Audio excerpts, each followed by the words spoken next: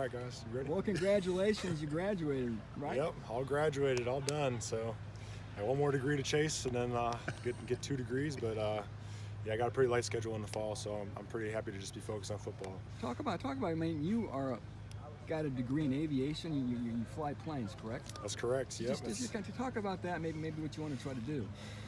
So if football doesn't pan out, probably just go flight instruct for a while, get my hours, and then off to the airlines.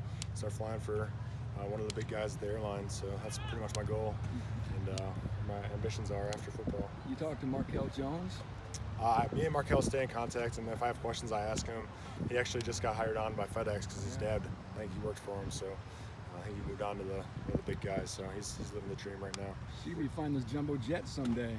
Someday, but I'm here now, right now, so I'm ready to stay here and finish what we got to finish this year.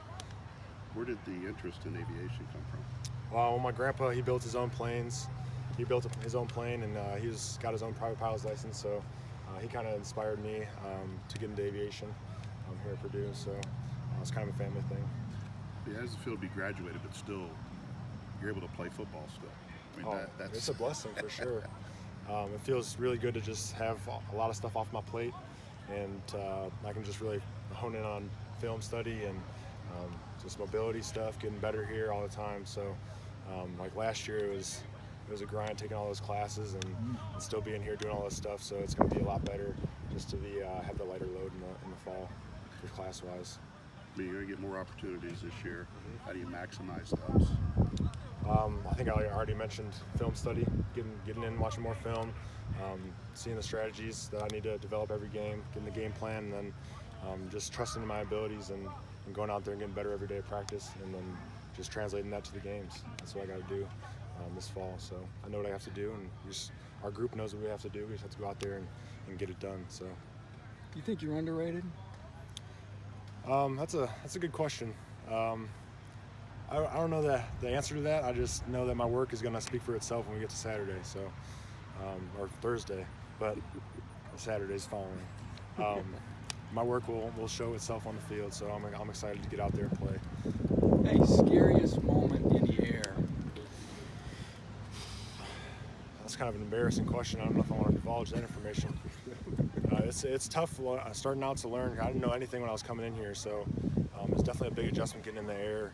And you definitely have some scary moments up there, but I've gotten a lot better since I was working through everything, and I'm at a pretty good point in the air where I'm pretty comfortable flying now. So, Did you ever go by and buzz Jeff Rom's house? I have not done that. I've actually had to miss practice a couple times to fly, and I've went over to the practice field, tipped my wings a little bit. Oh, okay. So a few guys. So Oh, good there's luck, Jack suckers. up there. That's Jack. You need to have have a smoke trailer. Oh yeah. You could be a Skyrider. I think they kicked me out of the program if I did too much. What's the biggest plane you've flown? So we have a multi-engine, a twin engine.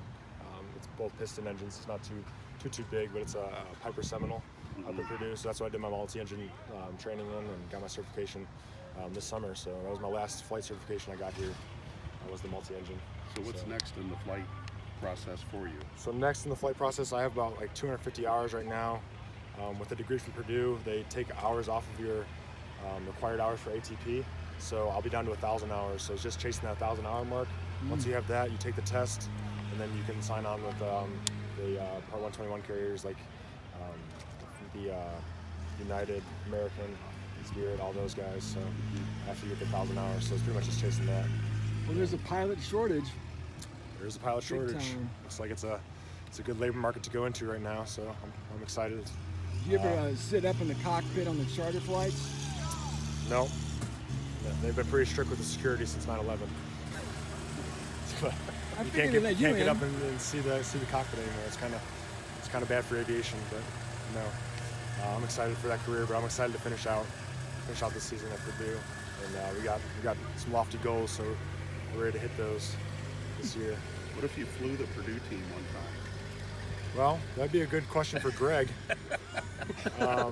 So you guys will have to ask him. Get him over here next media day. Ask him, and I'm sure he'll be baffled and surprised by that question. But I would love it. That'd be a lot of fun. So maybe I should talk to him too. There you go. All right, football question. Just the depth that you guys have now. Mm-hmm. How much you got? I mean, how big of a factor will that be for your group this year? Well, I think it's definitely the most depth we've had since I've been here in my 5 years. So it's going to be a big factor on Saturdays, because you can roll guys in. It's just developing that trust now during practice, to making sure that Coach Hagan trusts everybody, and everybody can go out there and play and achieve what they want to do out there on the field. But guys can get rest and go in fresh and play a limited amount of snaps, and you can roll guys in, and all be great out there. So that's really what the depth does for you on the field.